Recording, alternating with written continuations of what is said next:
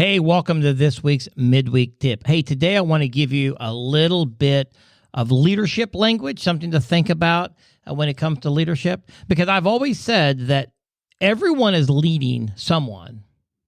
The question is, are you leading well? And the question I want to ask today is, do you inspire or do you manipulate? Now, as a leader, you either inspire your team towards a common goal or you manipulate them. This can also be the difference between a true leader and a boss. So which one are you? Are you a leader or are you a boss? So let's take a couple of definitions and see exactly what they're referring to. So let's look at influence. Influence or inspire, kind of the same thing, is a process of getting someone else to want to do, react, think, or believe the way you want them to. So let me read that again. Influence or inspire is a process of getting someone else to want to do, react, think, or believe the way you want them to. So you are influencing them, you are inspiring them. That is the sign of a leader.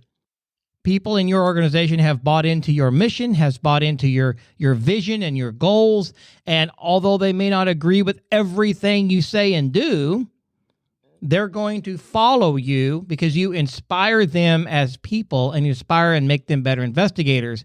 So you're influencing them. Now, if you're manipulative, you use position, power, and coercion to derive outcomes. And that ultimately will fail in the end. They confuse people as widgets or cogs in a machine. Manipulative leaders feel that they can just use the people underneath them to gain the power and the class and the credentials that they want.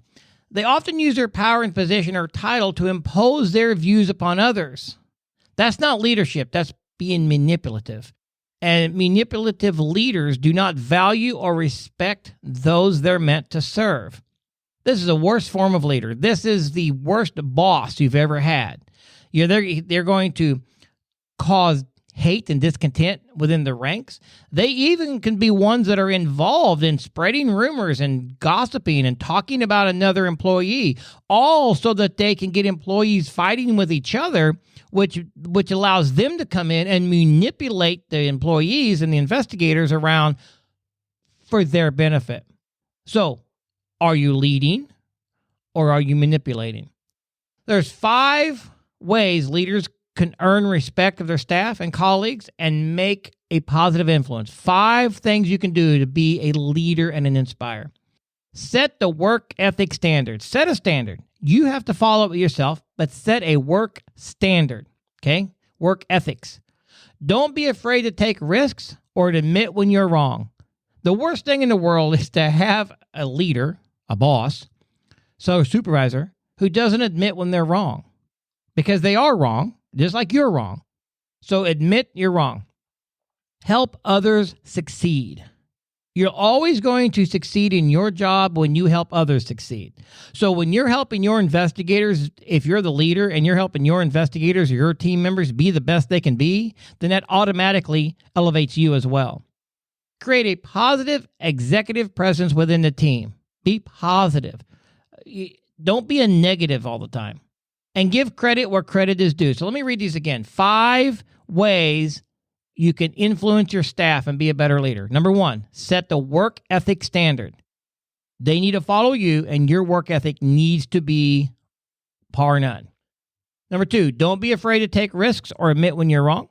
Number 3, help others succeed. Number 4, create a positive executive presence within a team. And number 5, give credit where credit is due. Now, in these 5 ways to influence positive leadership, the number 1 goal is to earn the respect of your team. Now, respect can never be forced and it can never be manipulated. No matter how manipulative you are, you cannot manipulate people to respect you.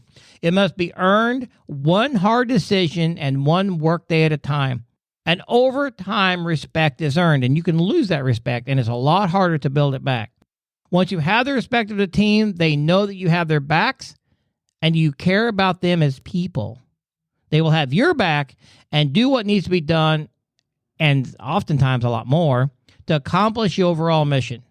Manipulative leaders are rarely, if ever, respected, and the result they get are often short-lived and very minimal.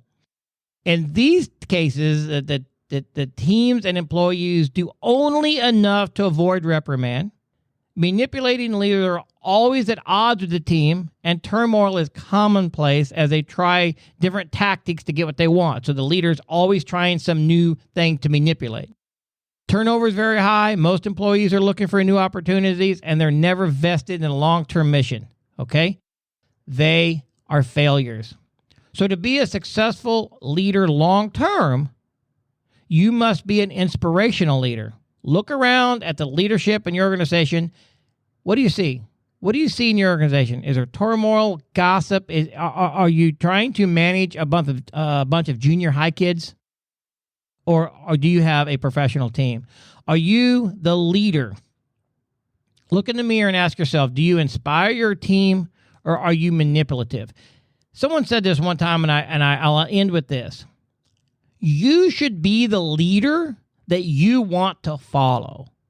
You've had great leaders in your career, and you've had bad leaders in your career. So what made the great ones great? Be the leader that you want to follow, and that will cause your team to want to follow you. So, ask yourself, do you inspire or do you manipulate? And that's this week's Midweek Tip.